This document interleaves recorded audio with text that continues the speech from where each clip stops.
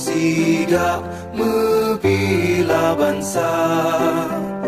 Mulia Nanggro, mulia Dung Syuhada, Metuah Bijai Aceh mulia. Ya Tuhanku, rahmat bersampo, negeri Acehnya bermulia. Rahmat melimpah, metuah aso, areh ke kamu bersejahtera. Aceh masyhur, makmungan megah, sabeta jaga Aceh mulia.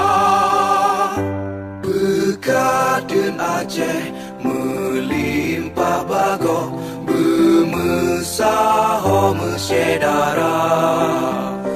Besar pepakat, besabohnya menemat syariat Islam ke hukum bangsa.